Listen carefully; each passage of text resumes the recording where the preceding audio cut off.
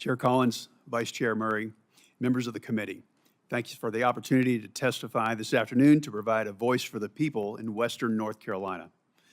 More than 21 months ago, Hurricane Helene unleashed an unprecedented amount of rainfall on the Blue Ridge Mountains, causing severe flooding and devastating landslides.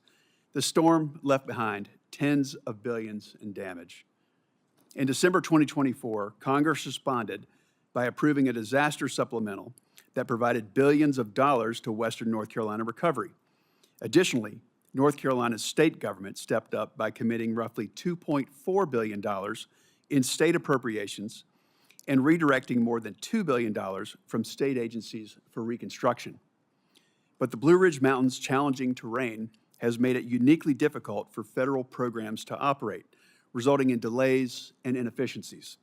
And there's still work to be done. Too many projects in Western North Carolina have stalled due to insufficient funding or because of financial shortfalls from expensive debris removal and rebuilding efforts. I greatly appreciate that President Trump and Secretary Mullen have empowered FEMA to more rapidly reimburse the state and local governments for public assistance projects. However, FEMA is only one part of the equation. The Environmental Protection Agency, Department of Housing and Urban Development, and other federal agencies play a key role in disaster recovery. And much of the existing disaster funding for those agencies has already largely been allocated. When I visit Western North Carolina, I see the impacts the delays in recovery have caused. Debris still clogs the waterways. Facilities that provide drinking water and manage wastewater have yet to be rebuilt. Most concerning, some homeowners are paying mortgages on properties that are still unlivable or yet to be rebuilt. Towns have been forced to embrace expensive short-term stopgap solutions just to carry out their most basic functions for their residents. In the small town of Beech Mountain, there is no long-term water supply. The dam and water treatment plant were heavily damaged, forcing the town out of compliance with state safety standards. And as a result, the state could be finding Beech Mountain $25,000 per day. Most repairs are needed so that the water treatment plant can function long-term.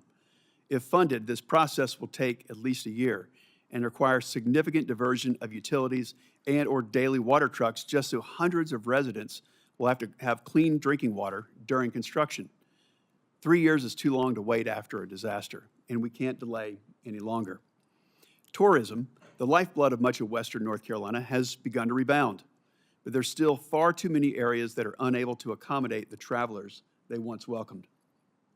But I want to highlight a few examples of success stories to show how ample funding for the last disaster supplemental, paired with exceptional planning and project execution, made an immediate impact on our mountain communities.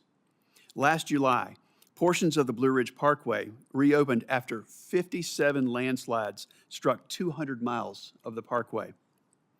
This Memorial Day weekend, Lake Lure reopened to the public after an incredible debris removal and refilling project.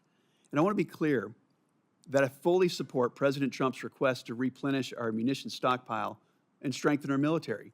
And I'm also appreciative of his efforts to provide economic assistance to farmers impacted by disasters and unfair trade practices.